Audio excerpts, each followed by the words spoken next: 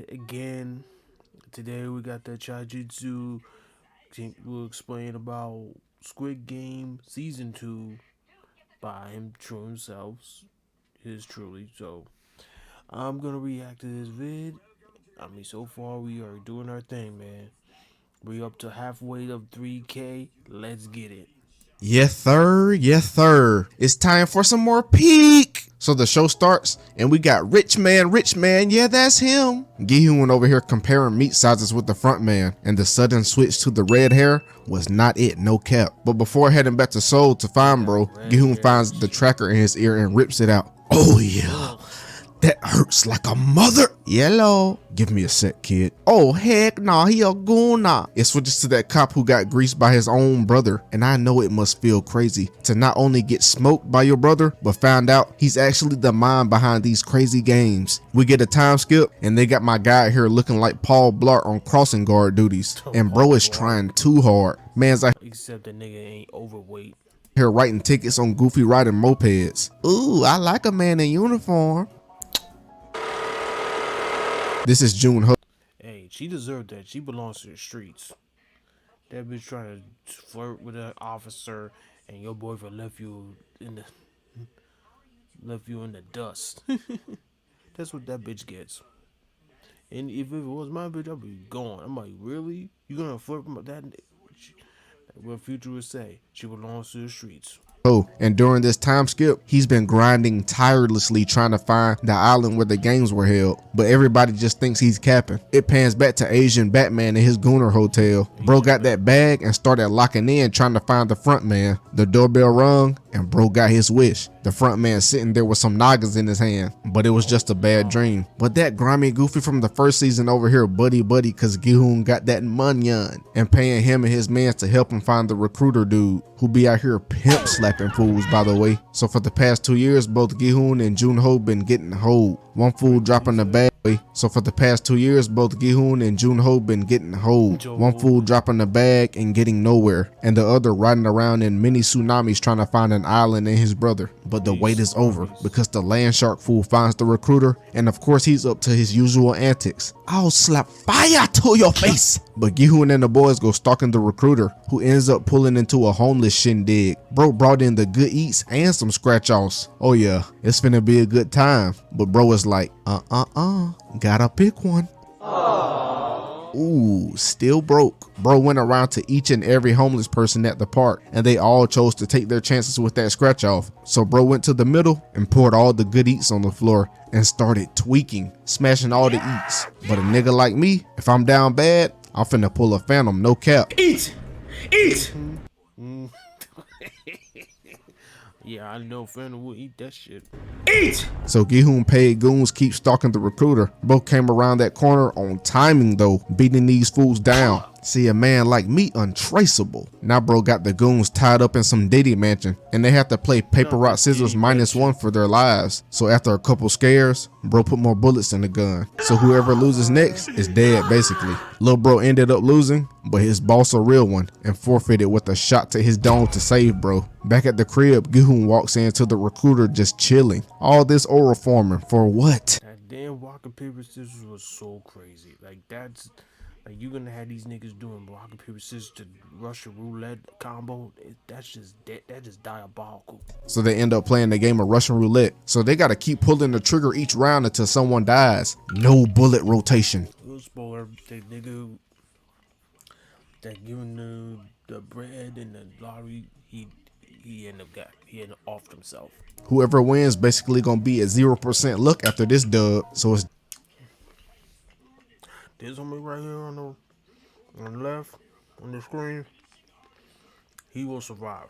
The other homie down to a coin flip, and Gi-hoon was like, I'm the main character. He pulls that trigger, had bro looking crazy cause he was just talking all that cash, but he ain't no hoe, so he put the gun to his jaw and blew his own wig back. Meanwhile, buddy Jun-ho is creeping around the spot trying to find clues. He wanders in and finds one of the goons tied up for some dealer activities, and Gi-hoon finds the invitation to his party. Stick him up!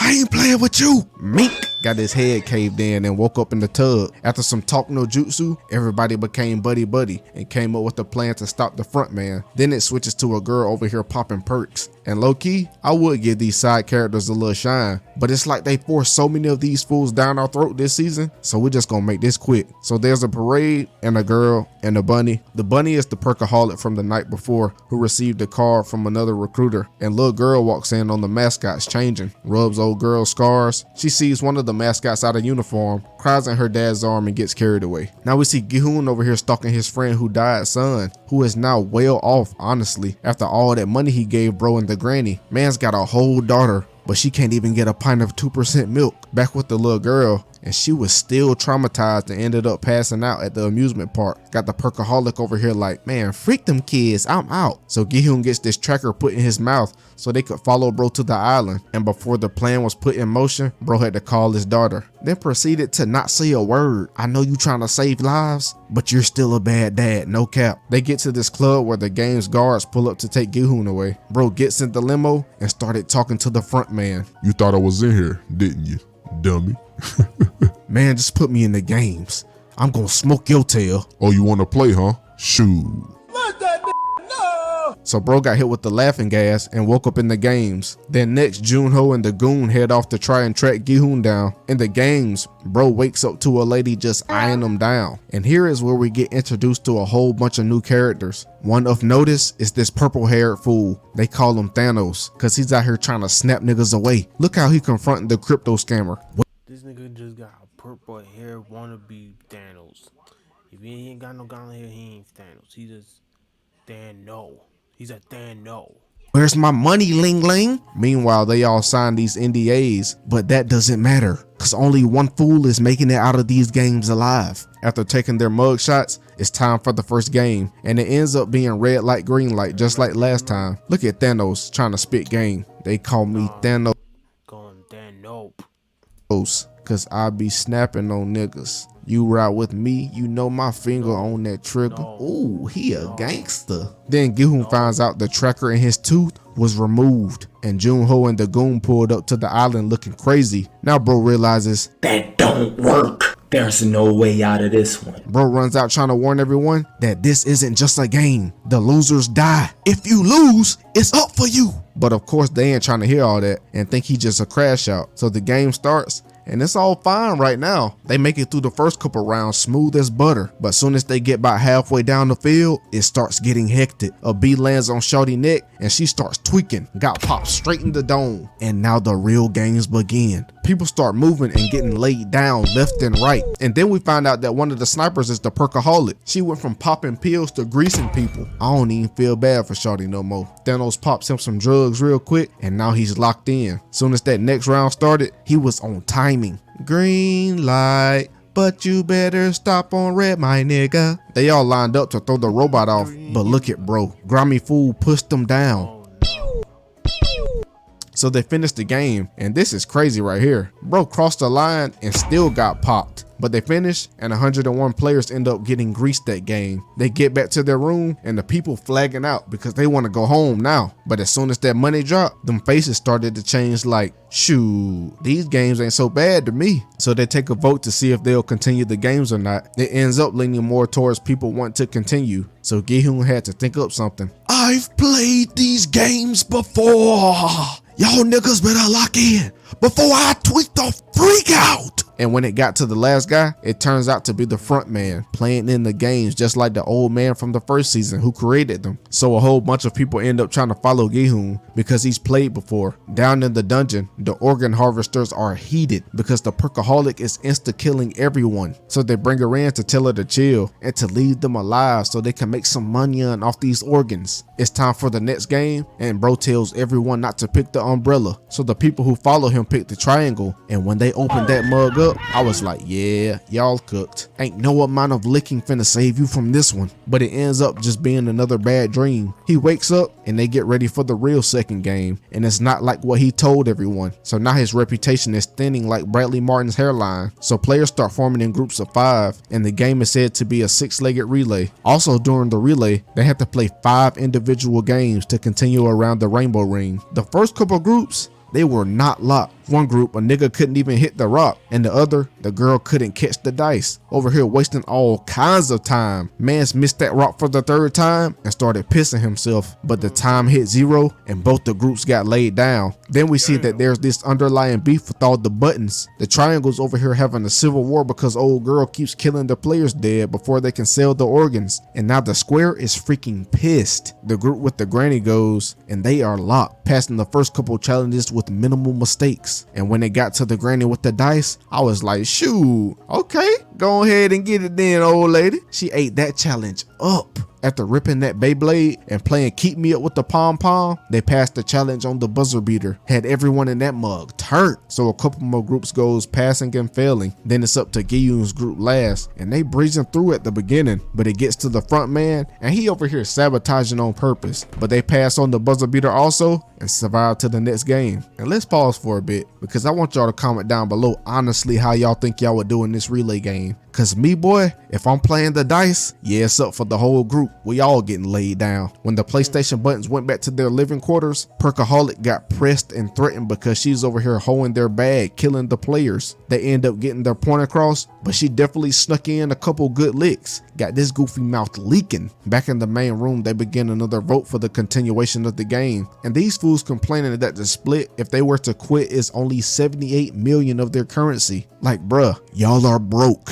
Anything you can get counts unless you want to take that risk at death again. They start voting again. And of course, Doodle Bob's gonna be Doodle Bob's. They continue the game. So the next game is called Mingle. To be short, the players have to form in groups running into these rooms according to the designated number that the commentator calls out. So if you go into a room too deep or too little, yeah, it's up for you. The game is definitely designed for all-out chaos and to weed the weak out. Stragglers getting laid down expeditiously. One group thought it was sweet and tried to get away with only 3 people in the room. I think we hit a lick, y'all. To no avail. That PlayStation button got a triple wall bang. And look at the front man instigating the next round. They saved the granny and bro is like, where's your son, granny-san? I thought y'all were together. Don't try me, young buck. My son is a good boy. He will never leave me on purpose. But honestly, if we look back at the replay, even though he got forced into a group, bro didn't put up much of an effort. Next round is supposed to be 5 and little old young me got caught lacking. But hey, bro closed the door to save the group, so they can't be too mad at dude. Next round, we get to see how the front man really gets down. Bro ran in that room that was supposed to be 2 and dang broke this goofy neck so he could survive the next round. And I wonder what the guards would do if the front man was on the chopping block, because they definitely know what bro looks like. Do y'all think they just kill him or nah? With around 100 players left, it's time for another vote, and it's looking good for the players who want to quit. Meanwhile, Junho and his group think they have leads on the island but are getting nowhere. Something's fishy going on with them. It's a close ball game and it comes down to the front man's vote to either tie it up or continue the game, but he sticks to the script and ties it up. But now the X's and O's are divided before the revote tomorrow, meaning there's finna be a brawl. At dinner, everybody gets these metal forks with their meals. Yeah,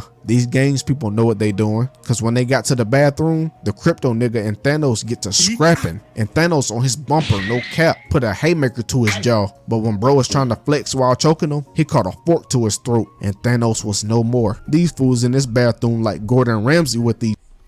Like Downs would say, should've go for the head. I mean, he kind of did. He took a foot under his chin, so that kind of count, right? I don't care. I don't give a shit. That still count. These forks and the play buttons just out here like shoot, just hanging around. Back with Junho and his group, we found out that the boat captain was the one being grimy the whole time, hoeing Junho for years trying to find this island. Since the odds are uneven out after the bathroom brawl, the players are preparing for an all-out war when the lights cut out. But Gihun talks his group into just hiding and playing dead until all the play buttons pull up after the brawl, and then they'll take their guns and get up out of here, killing the higher ups and the front man, who happens to be sitting right here listening to bro.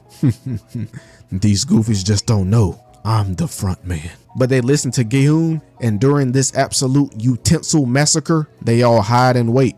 So, anyone trying to get drinks later? I'm down. trying to get a little tipsy. But when the fight was finally over, the play buttons ran in and squashed the beef real quick. Meanwhile, Gi-hoon and co playing armadillo and sneak the guard to steal their guns. And they going ham too, bruh. This looked like a .5 KD Call of Duty lobby. So the guards retreat, and while Gi-hoon and everyone trying to regroup, the play buttons assemble. So they formed this ragtag group of players to take over the place. And as soon as they got to the stairs area, they were met with a drive-by. And what the freak are these stairwells made of? Vibranium? They make it through, and while trying to get into the security areas, the guard they took hostage sees the front man for the last time. Bro caught a bullet dead to his noggin. They get into a turf war in the security area, and the front man uses this opportunity to switch sides, put Gi-hoon and them in the Jutsu over the walkie-talkie, making it seem like he was the one getting killed. In reality, he killed some of the players. The players end up surrendering and still got blasted down.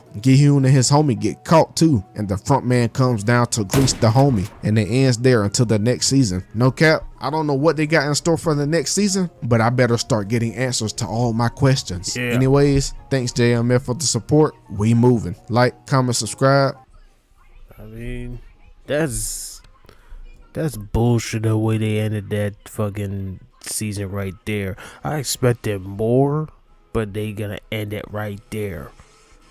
To me, it's bullshit. They should at least go at least 3 more episodes, but no, we're gonna end it right there. Have the homie get killed, get murdered, and then we're gonna leave it right there. Man, I don't know, y'all. To me, it's bullshit. That way they ended that season. I expect it to be better. I mean, it's better, but I expect it to be a lot better than like that. So, if you like, comment, subscribe.